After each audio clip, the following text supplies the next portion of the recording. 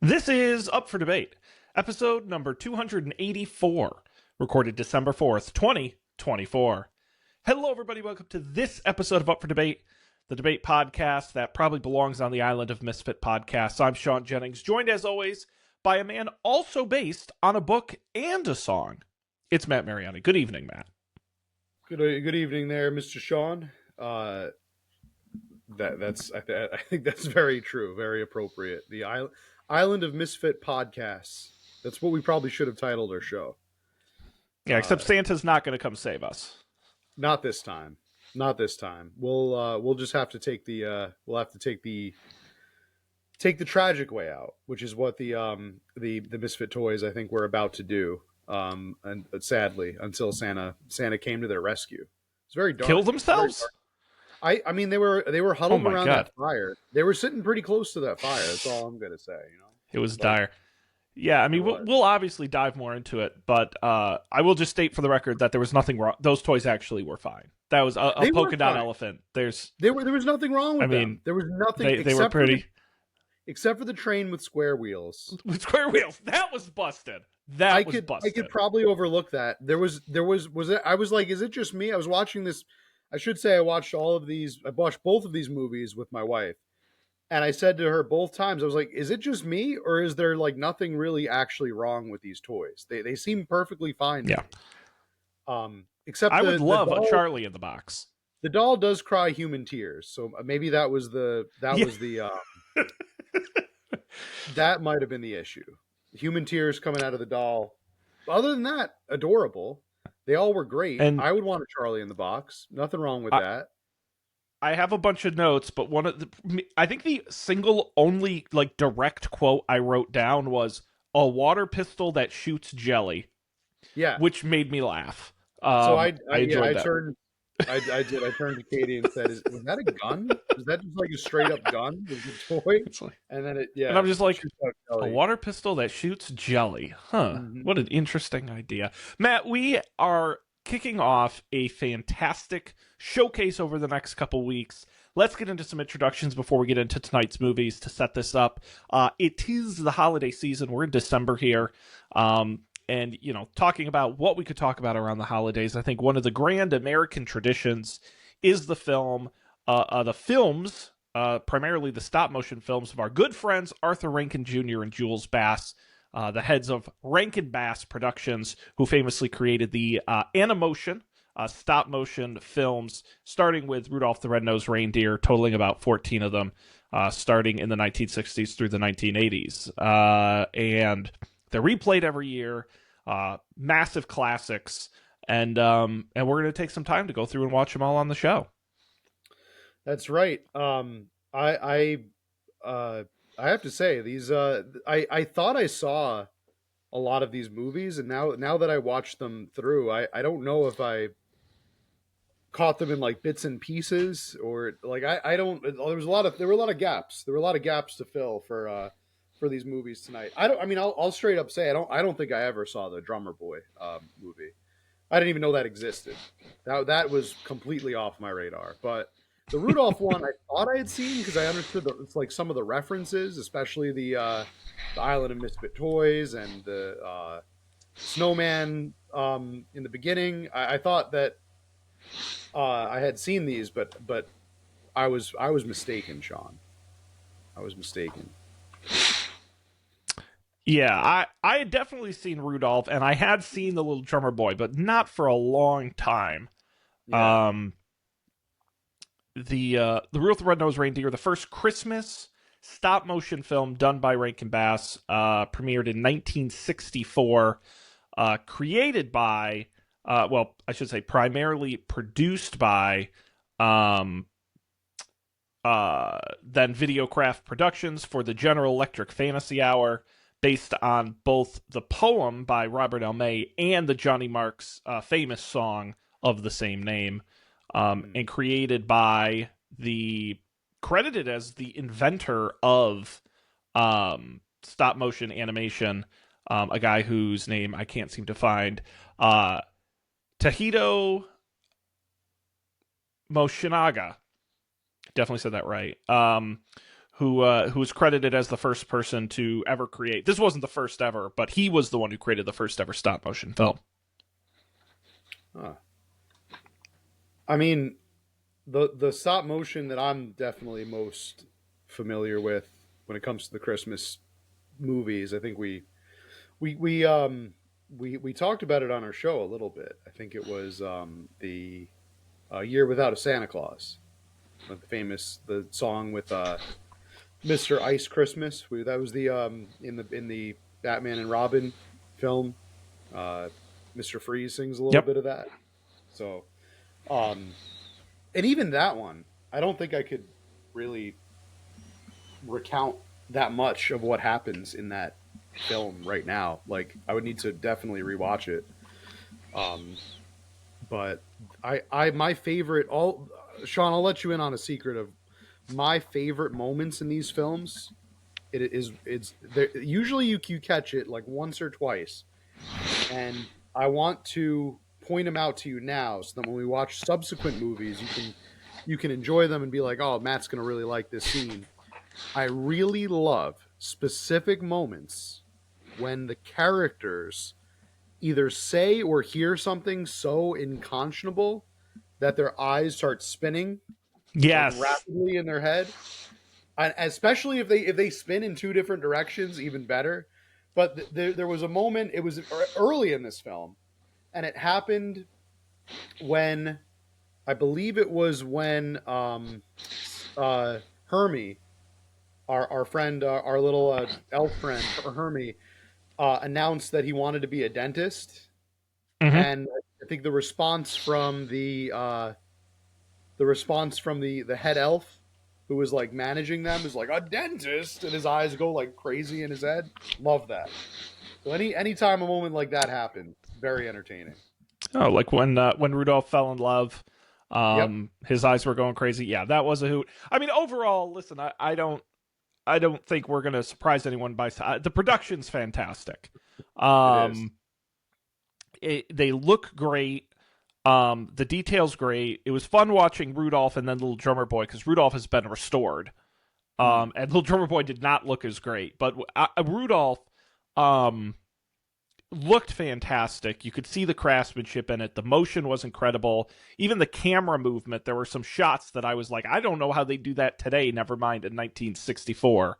Hmm. Um, incredibly impressive. Some of the stuff they were able to do. Oh, absolutely. Yeah, I mean there was real fire in one of the scenes for in Little Drummer Boy when they attack his village and like kidnap him. Uh, they set his I house on fire. It was like real. I was like, that's real fire right there. That's very impressive. Well, I think my favorite shot between these two movies has to be there's a shot towards the end of Rudolph where they're saying, "Oh, the big storm's coming," and they show the wind blowing and blows. And then there is a shot that is it's 100% video shot of like a little model house, and you can almost see someone's hand just pushing a bunch of like fake snow on top of it. It's the cheapest looking shot I've ever seen. And it looks so out of place with all the others. And I was Oh like, they yeah. literally just like pushed a Yep. bunch of snow on the model on videotape. I'm like, that's really funny. It gave I it. I felt appreciated that. like that scene especially gave it like a such a home movie vibe that was. I think Oh it was yeah, just very charming and endearing, and it's almost like it would have been even better if you could just see the like a corner of the guy's hand pushing the snow, or like the corner of the bucket that where they're dumping the snow out of, just off frame. It was just very endearing. I enjoyed that. So, should we talk a little bit about the plot yeah. of this? Please, absolutely. Okay. So, this establishes a lot of the canon behind the Rudolph mythos, which I was surprised to learn that a lot of that comes from this movie. For example, the Rudolph the Red-Nosed Reindeer song is canonically a song that they sing in the beginning of the film. It's sung by the Snowman, Sam the Snowman, voiced by Burl Burl Ives, Ives. right? Yes. Very famous musician. Um, and he kind of starts us off literally just by singing the song, Well, first it tells us that there was like some epic winter that happened, and I don't know if that was based on a real winter. Like, Well, was 62 or 63 like a really bad winter or something? So you it got like was all these like, crazy. news articles of like worst winter on record, like snow was falling for ages, like so I don't Well, know. I'm going to come out and say, listen, I really want to poke a lot of holes in this movie. Much of Mm. it doesn't make sense. I am saying right up front, I acknowledge it's a movie for children that aired on the General Electric Fantasy Hour. It's not the most well-written film on earth. That out of the way. Yeah, it was like, I assumed that the storm was only at the North Pole, but there's like spinning newspapers at the beginning where it's like the Daily Mail and the big snowstorm, epic snow, Christmas might be canceled. And I wrote like, is this like a new ice age or something? Like they make Yeah, it seem like the it looked whole like world simultaneously is affected by a winter storm. there was a global climate crisis where it snowed everywhere a lot, and Santa wasn't sure if he was going to be able to land his sleigh uh, or go out in the snow. Of course, we know how that the result of that. Were you at all perturbed by how often Mrs. Claus was trying to fatten him up throughout the movie? Like that Yeah, was pretty okay. much her entire character arc was just getting him to try to get him to be fat and then succeeding. Think about Huge. that. That was okay. Couple things about her. One, that was crazy. Especially at the end of the film, he's literally about to get in the sleigh and she's shoveling food in his mouth and makes him jiggle. That's weird. Number two, she keeps calling him Papa, which I'm Yes. like, is that his mother? No, Or it's not. or no? That's his I'm like, is wife. that his? Yeah, but I couldn't. It was odd Now, that she kept calling him Papa. it's odd. It is. But that being said, I have known, it's not really a thing anymore, but I have known older couples who do that. Oh, was that Play an old mom and timey dad thing? each other. It's an old time. I think it's an old timey thing. Yeah. So weird, but maybe more apropos of the times. Yeah, it Um, it was well, weird. strange. She was strange. Yeah. She was probably the strangest character in the film. Oh, that's And saying. we Oh, didn't I don't know. really need There are a her. lot. No, Oh I, Sean, I think she was the strangest character in the no, film. I I know what don't. I said. I said what I said. I All think right. Mrs. Claus is the weirdest character in this movie, just for how she approaches her husband, and like it's like the reverse of fat shaming. It's like she's skinny shames him. She's just like, you need to eat more. Kids are expecting a fat Santa. You don't want to disappoint them, right? It's like that kind of tone. You don't want to disappoint them, right? You better start eating right now. Fat and get fat. Let's go, jolly man. Come on. I don't care what your heart rate says. I don't care what your doctor says. Start eating this flan and start getting jiggly for the kids. Wild.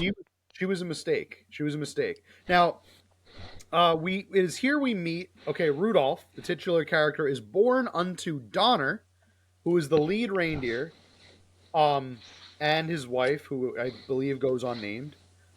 She's not really important. Mrs. Donner. She's called Mrs. Miss, which I Sure, noticed. I said Mrs. they Donner. don't even give her a goddamn name. Nope, she's Mrs. Donner. So okay, It's rude. 60s, 50s. So Donner, we is now canonically established as Rudolph's father. That's now canon because this movie is canon. So Donner's Rudolph's father. Donner is also the captain of the reindeer squad. He's the lead reindeer. He is ashamed immediately of Rudolph's Oh nose. God. Right off the bat, I believe, if it were up to him, he probably would have left Rudolph to die of his own devices. Probably would have abandoned him. Because he was that ashamed of having a son with a freak nose. No son of mine is going to have a freak nose, and he puts dirt on his nose and says like, you'll grow to like it. You'll grow to like it, so you don't shame me or embarrass me. Now I will also mention, besides Donner, the only other asshole reindeer that makes it a point to shame Rudolph for his red nose is his love interest's father, who makes like a passing comment about how no doe of his will ever be seen with a red-nosed reindeer. So the older generation, that's the problem. Well, but I'll also point out, right when he's born, Santa comes in and starts giving him shit as well. Oh, I don't know about this. Oh, I don't know Yeah, about the red Santa. nose, buddy. Santa. I felt like Santa was being a dick, but I felt like it was more. It was more like tongue in cheeky. It wasn't like I would No, it rather wasn't you as be bad dead. as Donner, but it was a Yeah, little like Donner's father unsure. took it the hardest. It was a little like I don't know about that. There's a Santa, I I don't thought know. Santa felt a little bit like he was taking the piss. He was like, "Is this a Uh, joke? Is this a joke? Are you really? You really have a red nose? You really? That's wow. That's weird. That's kind of weird." I'm not saying he would have let him on his team, but I'm just saying I think his father was easily the most embarrassed and ashamed by this. Like you could tell he really was like, what do we do with this kid? Like, I he know was he's my kid. traumatized. Yeah, he was Well, like, what do I do? and We gotta hide it. We gotta hide it. We gotta lie about it. We gotta like make him ashamed of it, so he wants to hide it. It was bad. It's bad stuff. and that's my. There's certain times in this movie where I'm like, man, they were kind of stuck with certain elements from the story and the song, like Hmm. that they couldn't change. Because I wrote the ultimate question: how does a red nose preclude him from being a reindeer? Like I Yeah. don't. They at no point establish like if it was like the antlers, I'm like that's the reindeer thing. Like I get that, Well, but at no I point are they feel like like, the lyrics of the song we're talking about is all of the other reindeer used to laugh and call him names. So I feel like his peers probably should have been the ones that bullied him, but they don't really give him a lot of they don't give him a lot of guff. His father gives him the most guff. and that, but For I don't. being ashamed. And I feel like it's not canonically the father should have stuck up for him and been like, "You'll be a good reindeer no matter what, son. I still believe in you." Like Or the song, all the other reindeer used to laugh and call him names. But does anybody else really mock him in the movie? I don't. I think it's just the dad and the other well, guy. yeah, part of And to some extent. part of the problem is they never establish why it's like if they were like your nose is so bright it blinds us when we're flying and we can't see and that's why you can't be on the team. Like they never give a reason No, it's really just because other than it's different. he's different and Yeah, therefore that strange. That's kind of the metaphor. But you know what? I feel like that's a stronger message to counter. It's like embracing differences. Like, even though we're a little bit different, like we can still oh do a sure, good job kind of thing. Not like your difference is literally preventing us from doing our job. I feel like that would be a different story. That would just be like we need to work on Rudolph's problem and right. let him be. So um he okay, apparently according to the Wikipedia article they do mock him a bit when he goes to flying practice. His fake nose pops off, causing the other reindeers to mock him. And Coach Comet kicks him off the team. Coach Comet says like just get the hell out of here, like you're embarrassing us, like why did you even show up, kind of thing. In the meantime though, he establishes a love interest, a doe named Clarice. He tells him he's cute, which is what causes Rudolph to fly in the first place. Um, they have a whole song about it. By the way, this is a musical. In case anybody at home wasn't sure, I didn't know. I didn't know it was going to be a musical. That was a surprise. I had no idea. I thought it was just going to be the song from the beginning. Oh, Um, but this was It was a full on musical. We also get a little bit about Hermie's story. Now, Hermie is an elf who wants to be a dentist. That's his private aspiration. He hates the life of elfhood. He wants to be a dentist, and of course, he is mocked by the older generation. The olds don't like that because it's different. He's challenging social norms. He's saying he wants to go into dentistry and study dentistry. And so his master elf, who I don't think gets a name, he's just the captain elf or the master elf, chastises him horribly, says some real horrible stuff to him, and is basically mocks him for his desire, his career. He says like, stop wasting your time with that crap. Learn how to laugh and learn how to sing like an elf, um, instead of studying dentistry. What do you think about this, Sean? Is this the dentist arc? Where did this come from? What is the point of this character at all? yeah. I went that was one of the things I wrote was, how do the elves know what a dentist is? Right. Well, they Uh, presumably they must make toys like dentist toys, like d- maybe like plastic. That's probably their only experience because they're magical, so they don't need a dentist. Because um, otherwise, why would one be so viciously mocked for trying to pursue that path, right? So we can assume two things, right? I think we can assume the elf societies do not have dentists. It's mostly either a foreign concept to them, or it's at best, but at worst, it is socially prohibited. It's like a taboo to be a mm, dentist, well, akin to being like a shame. And the but second article, I think, is they know about dentists through the toys and through their interaction with children's toys, which at the time may have been like little dentist. You have like those fake stethoscopes and fake like doctor toys. I feel like there may have like that's the elves' experience. So they're like, why would you want to be this like stupid toy thing that's for kids and babies? I don't know. What do you think? well, and as I said, I really don't want to nitpick the movie. However, he's reading a book called Dentistry, all about the Mm, science of dentistry. So that book had to be printed, published, true. and libraried somewhere at the North Pole. That's true. Um, It's true. It's it's unless just it's like a forbidden book or something that maybe a kid asked for Christmas and he like stole it off the line. well, dentists get gifts too, you You know, know. Yeah, that's no, true. it's. I think it's. I get the joke. The joke is that he wants a. If he wanted to be a baseball player, it wouldn't have the impact of a dentist. Dentist is a funny choice. I get it. I don't have any problem with it. I think it's amusing. Um, I think, and I pulled the quote here because you did a good job pointing this out, but Head Elf says, why weren't you at elf practice? And he goes, just fixing these dolls' teeth. Just fixing. Now listen, we have dolls that cry, talk, walk, blink, and run a temperature. We don't need any chewing dolls. And he goes, now you come to elf practice. Learn how to wiggle your ears, chuckle Mm, warmly, go hee hee and ho ho, and important stuff like that. A dentist, good grief.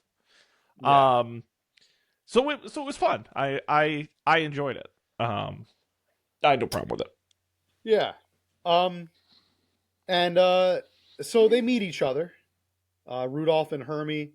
They find each other after Rudolph's new girlfriend is taken away by her dad and told, like, stop hanging out with this loser who is not like the others, right? Kind of like takes her away, and then they meet each other. They sing a song about how they're both misfits, which is a very charming song. I will say, even it is a musical. I don't detest most of these songs. Most of the songs were good. The biggest thing was that they did not overstay their welcome. I can't stand the most is when musicals when songs go on and on and on. And all of these songs, I have to say, were like very concise and good. So I approved of that song and of really all the songs in this movie. Well, I'll Yeah. just quickly mention, since you brought up the music, there are a number of songs in this film. I didn't think all of them were great. Some of them were not that great. But what I will say is, and I don't know if you're aware, this Rudolph the Red-Nosed Reindeer, obviously, a major hit out of this film, sung by Burl Ives, but also a Holly Jolly Christmas, one of the top 25 most performed holiday songs ever, came out of this film. And the song Silver and Gold, Silver and Gold, Silver and Gold, which was kind of weirdly in the middle of the movie, was also became a big single at the time. Yeah, I was floored when I heard the Rudolph one was a given. I knew that was going to be in Sure. the movie, but the other two songs, Silver and Gold, and at the end, the Holly Jolly Christmas, Holly I was Jolly like Christmas. actually legitimately like surprised. I was like, "Oh, so that's where this song comes from." And Yep. very good. Very very good good touches. And didn't feel out of place at all. They were like, but now I can appreciate those songs a lot more knowing that they come from this film. Um, who else comes from this film? The greatest Christmas character, that I did not even know existed, and by far the best character in this movie, Yukon T. Cornelius, Oh boy. the Christmas prospector who is looking for this dude is drunk through the entire movie. He is looking for silver and gold underneath the ice of the North Pole. Very, very clearly drunk. This guy, very clearly intoxicated, rambling on about how he's going to get the gold underneath the North Pole. Sings a whole song about it. Takes a takes young Rudolph and young Hermie aboard his sled. Camps out with them, gives them food, probably gives them a little moonshine here and there. Great. I love this guy. I love Yukon Cornelius. He's just such a great character in this movie. I was so happy. Completely useless. Like really, again, another character that did not need to be in the movie at all. Really, the entire subplot with the Island of Misfit Toys and the meeting the Yeti and what's the excellent name? King Moon Chaser, is that it? Yes, that's Oh, right. King Very strange. Moon Racer, who is a winged lion with a crown.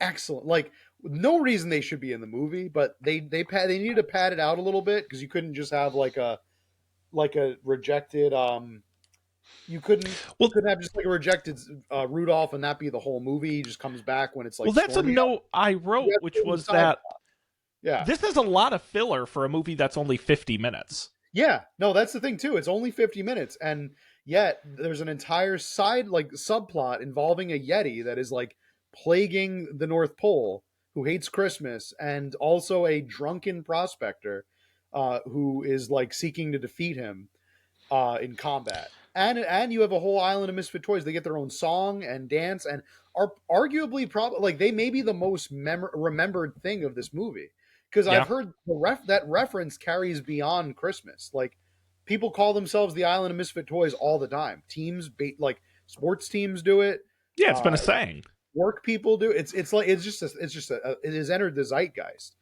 and it's from this film. So, it's the abominable snowman. The abominable snow monster, is plaguing the town. He chases them to the island of misfit toys. They escape on the sled. Yes. They land in the island of misfit toys, a place with where unloved and unwanted toys reside under their ruler, a winged lion named King Moonracer. Okay.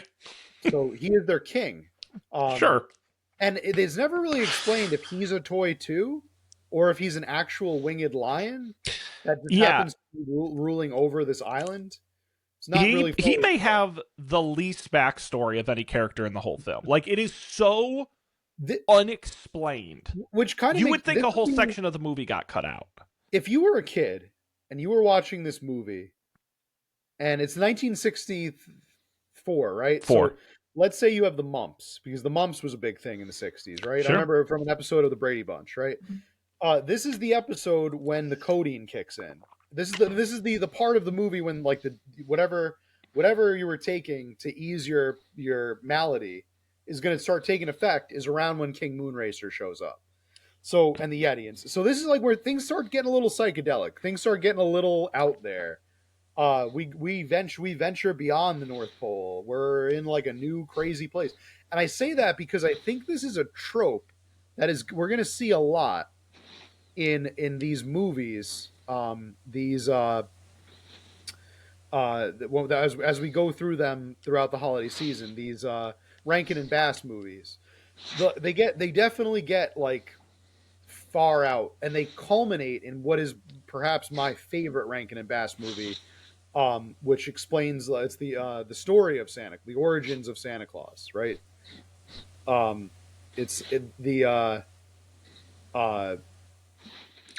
Like the story of Santa Claus. That when we get to that movie, you'll see the culmination of this out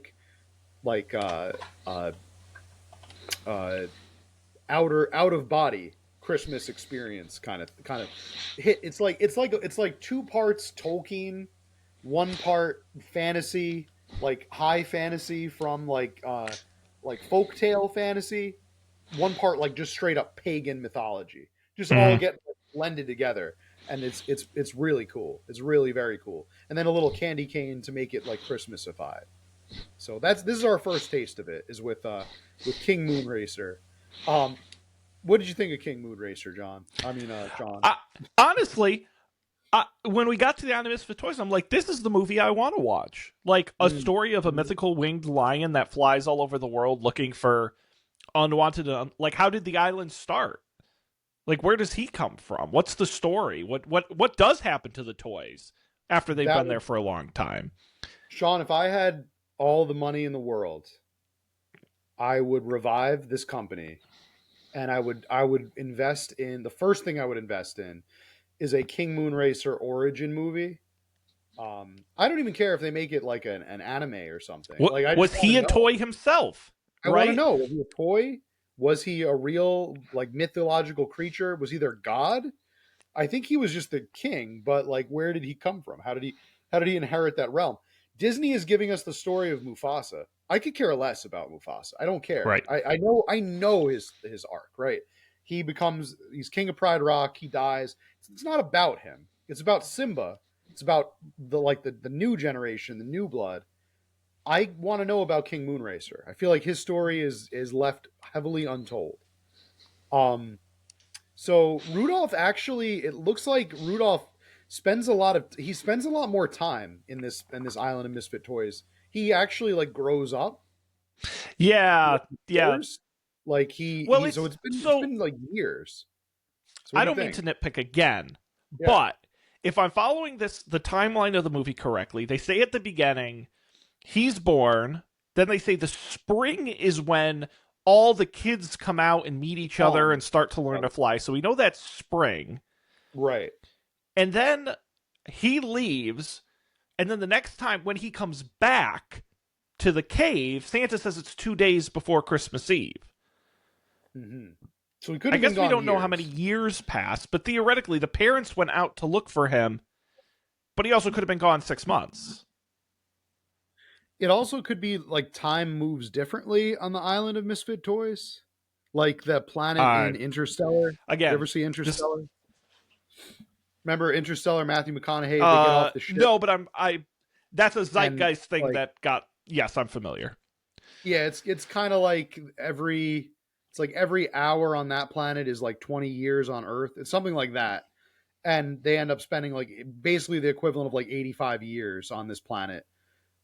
It's 85 like Earth years, but for them it was only like 3 hours or something. So Mhm. it might be like a little Twilight Zoney kind of thing, where just time just they people experience time differently, or it's just that deers grow up faster than people.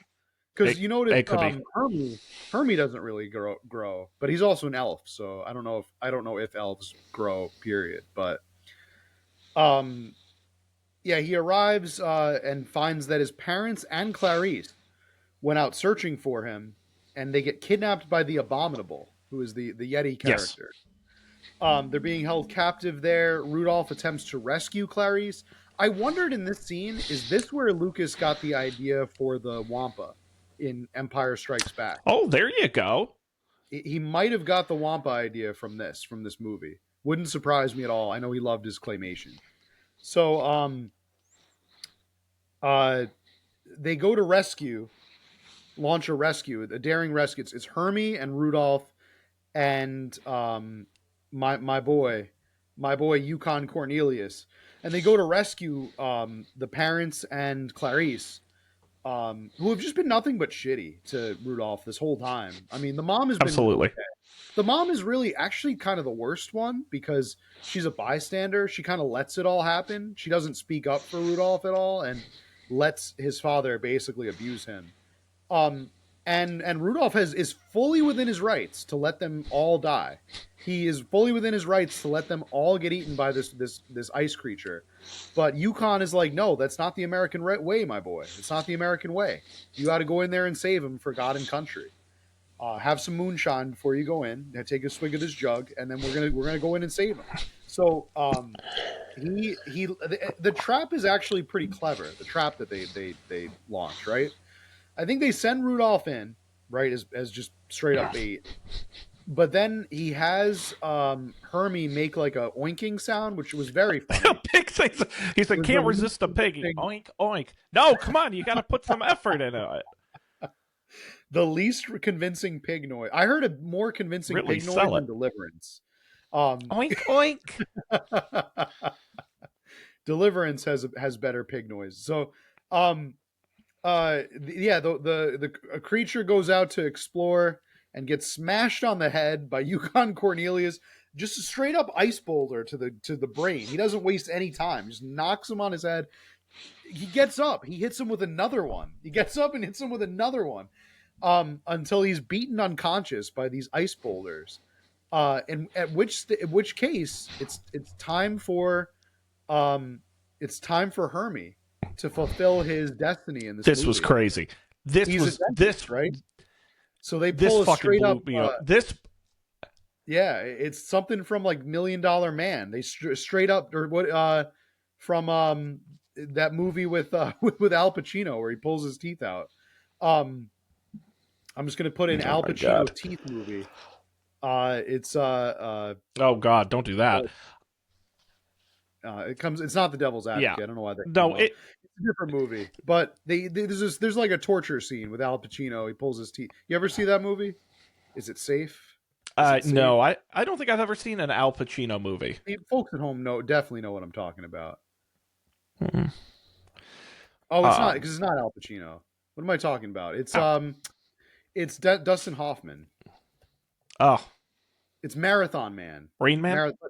To be fair, he Oh, does kind of look like Al Pacino in the movie. Is it safe? He has him like it's like there's like a torture scene where he like the guy like pulls his teeth out. That's pretty much what happens in this movie. Hermie, I think they got the idea. Marathon Man got the idea from Rudolph. Hermes goes in there and pulls out all of the abominable snowman's teeth, which I pointed out to my wife. He's condemned to death now. He's gonna die. He doesn't have any it's teeth. wild. He can't eat anymore, right? So it's like, what are you doing right now? Like, this is just cruel at this point. Just throw him down the cliff and be done with it. But they make a mockery out of this poor guy.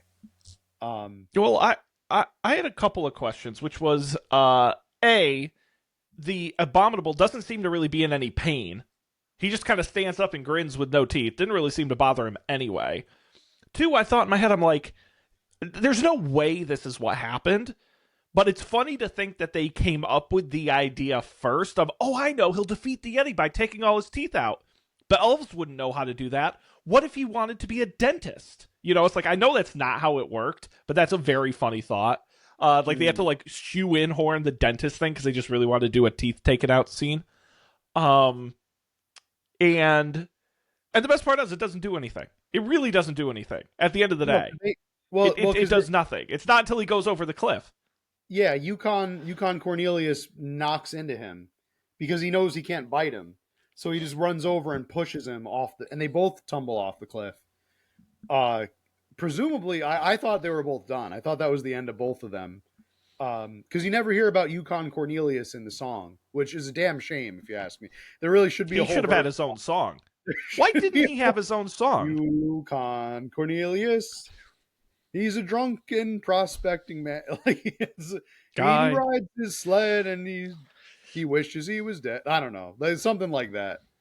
That's a little dark. But Yukon Cornelius kills the Yeti. Doesn't actually kill him, but they come back later on. The parents thank him for saving their lives.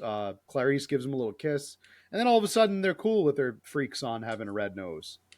Um, they they leave the cave, and then of course we get it's the whole. There's a big storm, and we need you to lead the sled out tonight. Um, all the reindeer apologize to Rudolph, which I thought, oh, yeah, now of course it's time. How timely. Um, they tie the abominable snowman to a Christmas tree. Explain because he can bounce. That's how he saved both of their lives. Bumbles bounce. Given, yeah. Um, and then they deliver the gifts to everybody. They have a big Christmas Eve celebration, and they deliver the island. I thought that was great. They go back to the island of Misfit Toys. They scoop them up, and they deliver them first to the boys and girls, so everybody out there can play with a Charlie in the box or a jam firing pistol or a. Is that the joke? Is that the joke that the pistol is jammed? Is that, you think that's what they were going for? As I said that out loud, I just got that. That's clever. Or you think that was in the writing room? They were like, "What if the pistol's jammed? What if it has jam? What if it is jammed?" And they just smoke a couple more cigarettes and have some more scotch. I think that was probably how they came to that decision. Well, I'll let you in on a little because you specifically mentioned it, and I do want to talk about the ending. The scene where Santa travels to the island of Misfit Toys. Do you know that was not in the original broadcast back in 1964? It was actually cut, and NBC got letters from children saying, but he never went back. He never went back and saved the toys like he said he would. And they actually added it in for later broadcasts. Good. Because he straight up promised them, and they were crying and everything. Like, that was, it's dramatic. So I'm glad they went back. That's good. I will say, I just want to recap the ending, because I wrote, what a unsatisfying ending this movie has for me. Because what happens is, Rudolph is really only accepted because he provides value in the form of his nose, not for the simple fact that he's different. So it kind of defeats the purpose. 2, the Yeti the Abominable just shows up, is nice all of a sudden, and they're all friends with no real explanation. That one I think was just because he had to live. They had to show that he lived, because you couldn't. It was weak sauce. I'm going to come right out and say it's weak sauce. I mean, I would have been perfectly content with them just letting him die. I think the Yeti was being a jerk to everybody anyway. He obviously didn't deserve to have his teeth pulled out so that he slowly starves to death, but I think Rudolph did what he had to do. He was protecting his family and such. But yeah. Well, and then the whole thing is, it's a global ice age. All right, the world has never seen a storm like this. Mankind is on the brink of extinction. Santa needs to go out and deliver gifts. Damn, he can't do it. Wait, what if there was a small red light at the front of his sleigh? That would solve all the problems. Has he not heard of gale force winds or sub-zero temperatures?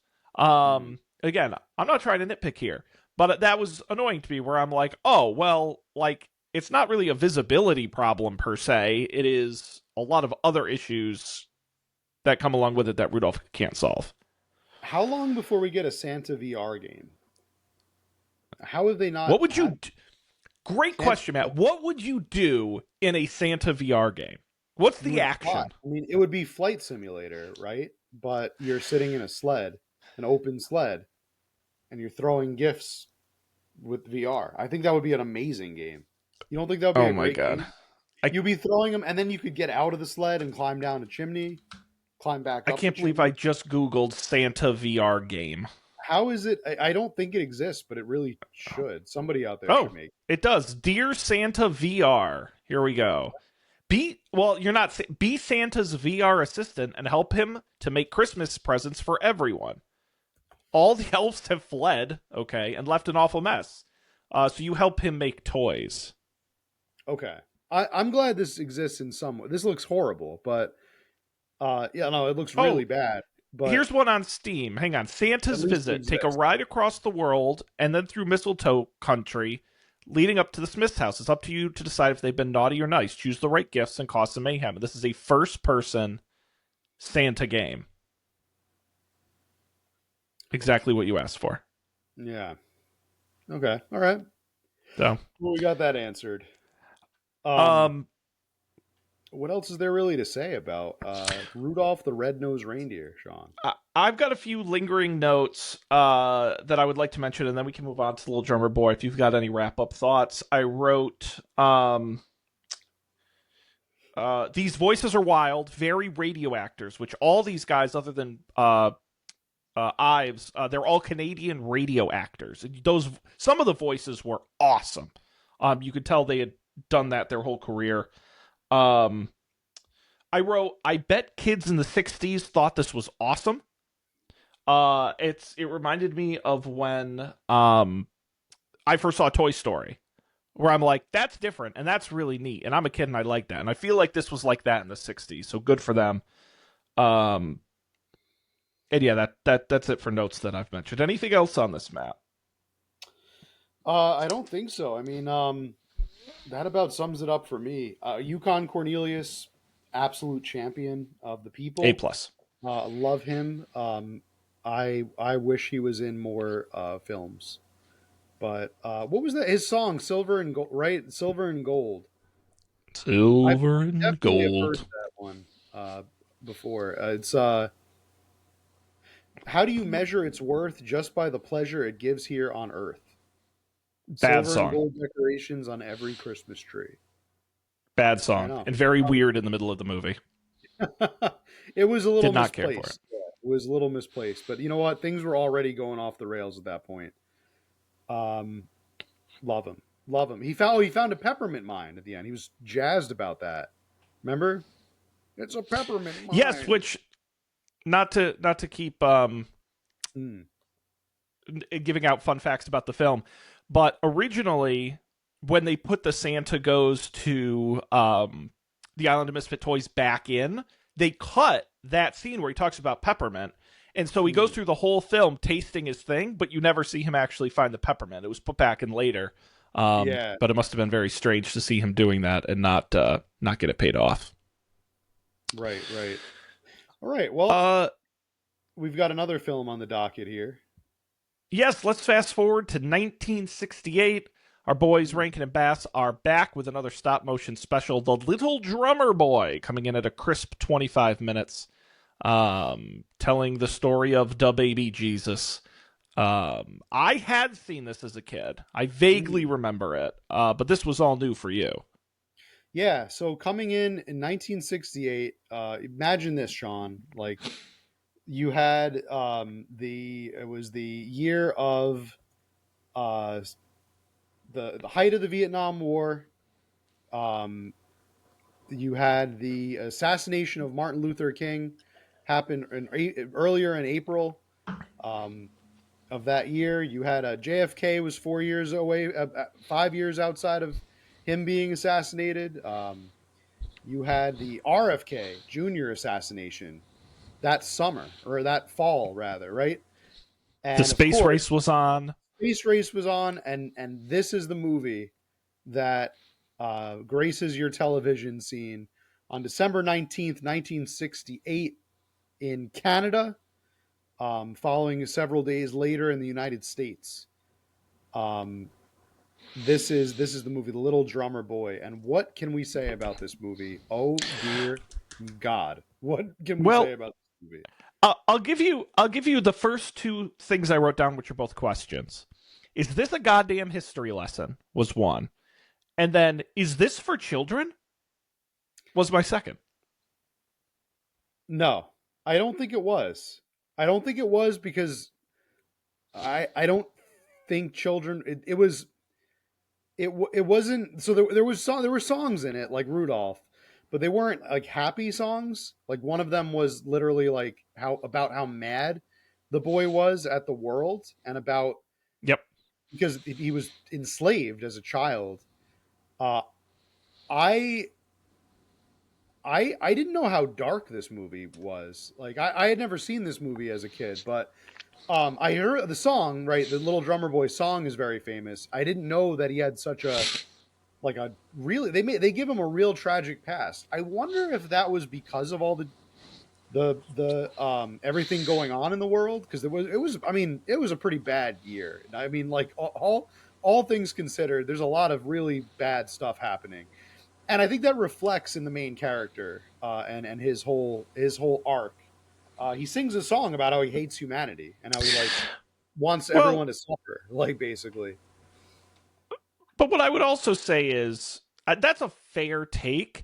I'll It's also also a say though, the message of next hope, year in you know. well, and in 1969, the next year is when they released the traditionally animated Frosty the Snowman, maybe their second most famous film after Rudolph, which is obviously a very feel good, upbeat family films. So, and this other than the Little Drummer Boy Book 2, this is really their only and Nestor the Long-Eared Christmas Donkey, which we will be watching. Mhm. Um I have those that are on the DVD. only religious ones they do. Yeah. They don't do a lot of religious ones. No. No, but it's religious, but it's like tangentially. It's more It's like historical religious. I feel like the main premise is like hope for the human race. It's very Star Trekky in that sense. Sure. It's not like Christianity just straight up shoved down your throat. Christianity is like in the background, but it's very much like, oh, I got the sense of like, well, things are really bad now, but there's still hope for mankind. That's kind of I think what they were going for in that. But I don't know. Here's the basically the story is that Aaron is our titular drummer boy. He's living on a farm with his parents and a donkey named Samson, a lamb named Baba, and a camel named Joshua. Aaron is given a drum on his birthday, which causes all the animals to dance and with joy whenever he plays it. One night, bandits attack the farm and kill Aaron's parents. Kill Aaron's parents. That is part of the movie. They murder his parents and they like burn his house in front of him. Um, he's kidnapped. Aaron survives, but is left emotionally scarred and vows to hate all mankind. He's kidnapped by Wild. Ben Haramed, and it forces him to join his traveling caravan um, with rather inept performers against his will. They travel to Jerusalem. Aaron is infuriated because the townspeople are amused by his like singing and dancing, and his song is, I think, very telling. His song is "Why Can't the Animals Smile," which Yeah. is, I mean, Crazy. really, yeah, it's really like psychologically like deep kind of thing for a little boy to be thinking about that, and like none of these animals are smiling or having fun. They're just like doing animal stuff, and that's the song he chooses to amuse this crowd with. There's a lot to unpack in this movie. This is a deep one. Um, they they're chased out because he like lashes out at the audience. He says like, you know, how dare you laugh at me when you burned my house and killed my family? Like you'll all be the ones to suffer in the end, or something like that. And then they turn on him, so they flee. And then his owner is gonna like kill him. His owner's like Ben Haramet, either kill him or whip him or something. He's like, you're gonna pay dearly for embarrassing me. You're gonna pay. But then suddenly they catch sight of the three magi, right? The three kings from the biblical story are like traveling in the desert, and he's like, "That's my meal ticket. You have one more chance, boy. You can go perform for them, and I won't beat you severely." So he does, and I'm going to be honest, Sean. I kind of this was the part of the movie where I got up to get more pizza, and I I missed a lot of this part. I missed pretty much everything else that happens until the very end of the movie. So why don't you go ahead and describe that Well, part? yeah. I mean, you're reading the Wikipedia description, but Oh yeah. basically they come upon the three wise men, and the Ben sells the boy's camel out from under him to get a bunch of money, and the boy says, "Screw you! I'm going to get my camel back." And they leave for Bethlehem. They follow the star, and he sees there's a bunch of people hanging out. Hey, something's going on here. Romans come flying by in a reckless car. This is Fast and Furious stuff, and they just mow down Baba, the lamb. He's done. He's cooked. And so our little drummer boy is please help me. And he goes back and they're like, Jesus was just born. Relax, chill. And he goes, but what am I gonna do? And they go, don't worry about the lamb. Lamb's fucked. Go check out Jesus. Way better. And so he walks up. We never actually see Jesus, by the way. We never get a close-up shot. It's all shot We don't really get a wide. close up. He's definitely there. There's something in that cradle. It's glowing. I mean, and and everyone's it's like a glowing light. Yeah, you don't really get to. they're get super close up jazzed. to Jesus. Yeah. That was a Uh, choice. I wanted Clay. I was waiting for Claymation Jesus. We never got him, but it's okay. I was waiting really through the whole movie. I was like, when is Claymation Baby Jesus going to show up? I just want to see that. But alas, it was not meant to be. So, no, and he has no gift for the baby, so instead he plays his drum for mhm. the baby, and as a sign of gratitude, and I wrote here on my list, in about 2 minutes worth of screen time, Jesus both cures the kid's PTSD and brought a lamb back to life, I think which he was does. He give, very according to impressive. Wikipedia, does he does? Am I reading this wrong, or does he bring the kid's parents back too? No, he does not. That would be funny, but It no, he says, does having not. no gift to give the baby, Aaron decides that his gift to him and his parents, meaning Jesus's parents. Okay, Yeah, will which be is such a I misread weird that. way to We'll be phrase playing it. the drum for him. Right. Um, Yes. Okay. and then it abruptly ends. As a sign of gratitude, Baba is healed and rushes into Aaron's arms, filling Aaron's heart with joy at last. Yeah, weird. Everything about this movie was weird. Um, Weird choices all around. I will say, starting with what I liked. I liked the choice to make him like.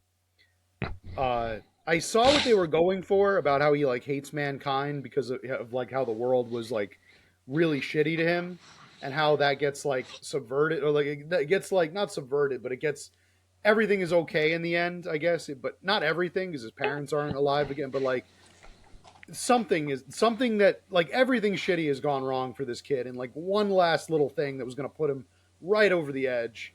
It's like, okay, well, we can give you your lamb back. Like, this doesn't have to be shitty. um I guess that was, I saw what they were going for with that. uh would you describe these characters as racist, Sean? You know, How that's a. would you what would you say I'm about this? glad you asked. I'm What do you glad you think? asked. I thought about the same. I thought about it when I was watching it because I was really expecting wholeheartedly to go in. I'm certainly not the expert. I guess I would phrase it as it was less racist than I assumed it was going to be. Now, Yes, was it tasteful? Maybe I wouldn't go that far, but I also didn't think I it think was it ludicrously misses the mark on stereotyped. people. Yeah. Yeah, it's not over the top. I mean, the other thing, and maybe my favorite thing about the movie, is that it's 20 minutes. And so I don't think Hmm. there was time to do anything particularly offensive. They hustled through most of it. So, They did. um, yeah, it wasn't that bad. They did. They even somehow managed to make the scene where his parents are murdered very palatable too. Like it happens mostly off screen. It's more Yeah. implied than seen. And that very cool like fire special effect I mentioned earlier. It's mostly the costumes and a little bit the voices. The voices are they go a little bit kind of too far. And I looked up who did the voices.